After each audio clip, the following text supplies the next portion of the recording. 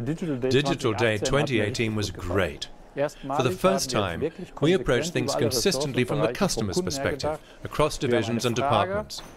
We have the question and the solution. I really like that. It's this spirit that will carry us forward. When it comes to collaborations with partners, digitalization is going to entail major changes. We know about OEMs, working with Tier 1s and so on. But now the scope is much broader. We need partners like Intel and Mobileye to contribute their skills, and we need cloud services we don't have in-house. But we also have to develop our own skills. For example, there's a lot of work being done on our campus in artificial intelligence, in coding software stacks for autonomous driving. The third point is that a part of this is about acquisitions. That's what we founded iVentures for, with $500 million for tech, laser scanners and mobility service startups. We're buying stakes in them, learning from them, building up relationships with them, and linking them to industry partners so that we can then use their products, for instance. People often ask if we can compete with tech companies. On the one hand, we can be curious but cautious, but we can also be more and more confident as well. Autonomous driving is a typical example. It's not about developing the software stack. Software companies could do that a bit faster than us. It's about system integration. This system has to be error-free across millions, hundreds of millions of kilometers. All the validation, our safety mindset, the fact that the software stack has to meet completely different requirements when human lives depend on it. This is something where they could learn a lot from us, and that's what I'm seeing. A lot of these companies started out full of optimism and confidence, but we can also see that realizing autonomous driving will be a marathon. We're ready. We have the right tools, so we're not as old economy as some people might think.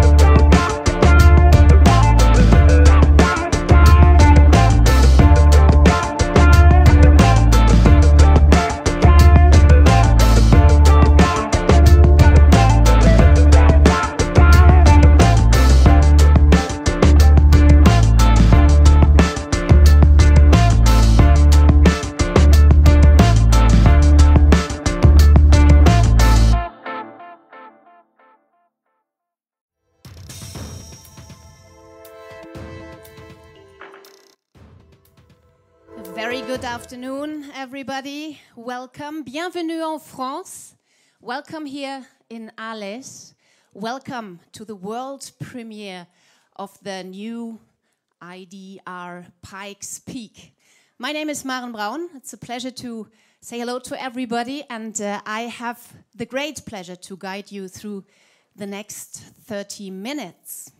It's an honor for me, actually, to say hello and welcome to all our international guests here at Alès, right at the racetrack.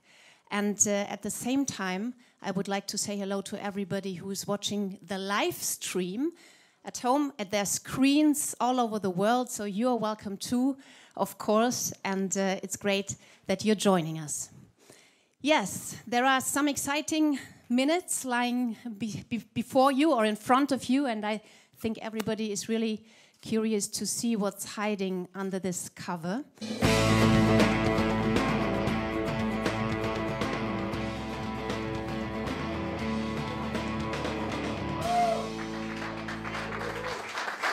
like it, huh?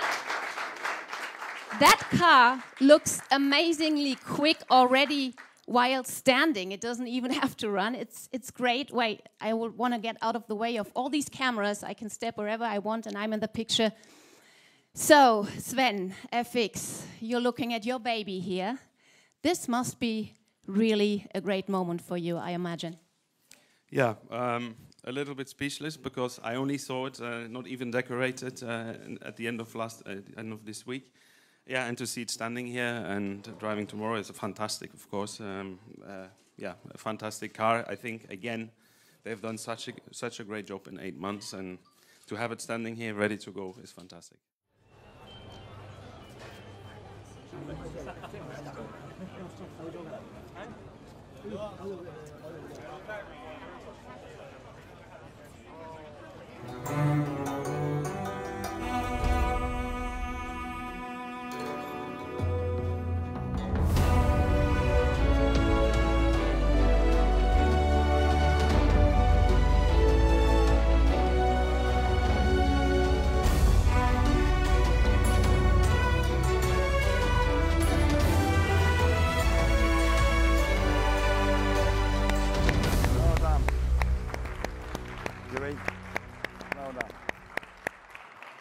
And Nick, what do you think? It's just great.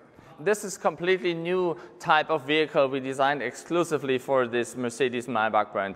Basically, we combined the globally and also in China two most successful car archetypes: a 3-box sedan limousine and an SUV.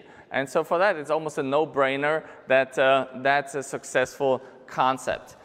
You see, it's an impressive car. It is huge, it has status presence, it has all this sophistication. I talked about the modern luxury.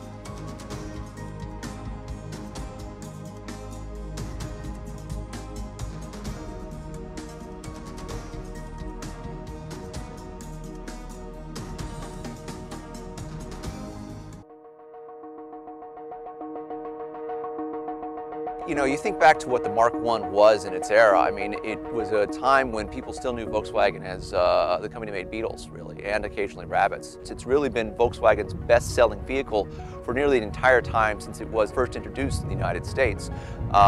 People have really made the Jetta synonymous with the Volkswagen name.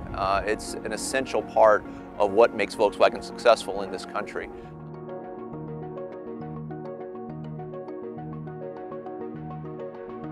The idea behind this was that you could buy a very economical car and you'd still have a European driving feel, which was not something that you could really get in that price range.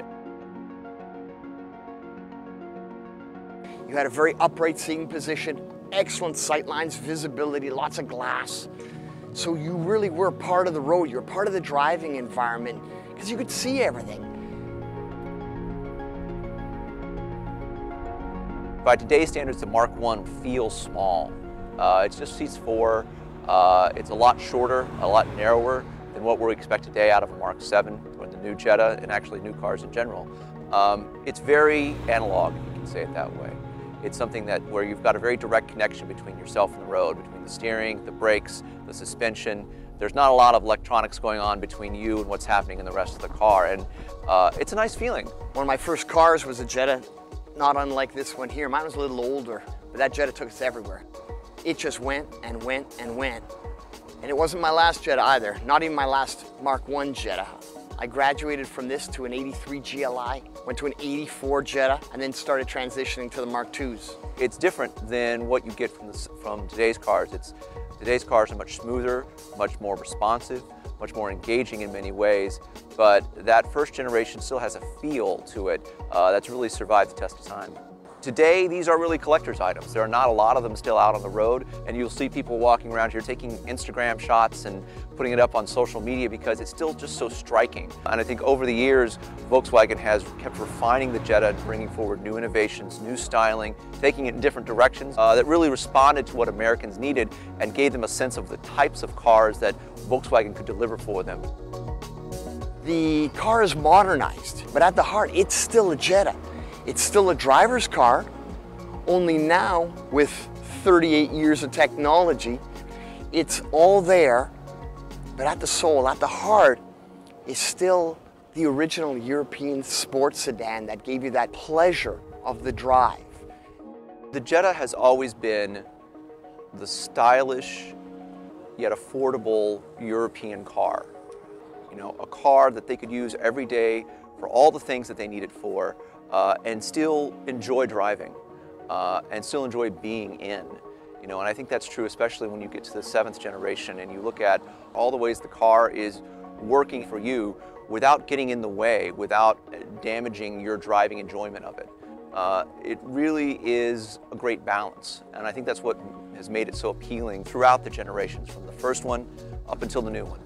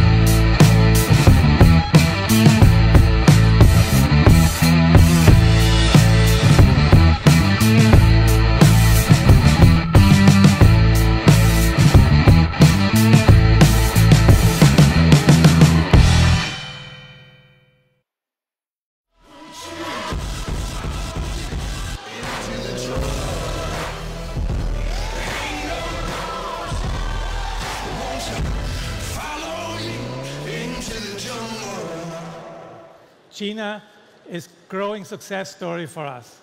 Last year, we sold more Minis in China than ever before. Over 35,000 in fact. This year, we will be launching our revised models. They feature fresh design elements, new transmissions, and the latest digital services. The 5-door model next to me here is just one example of the new lineup. All new features will also be available for the 3-door and the Mini convertible. And Mini is more than just cars. I'm delighted that we are realizing a major non-automotive Mini project in China, Mini Living. In spring 2019, we will open the first co-living initiative made up of apartments, working spaces, cultural as well as leisure offerings, and of course, mobility. And we are currently exploring further cities here in China.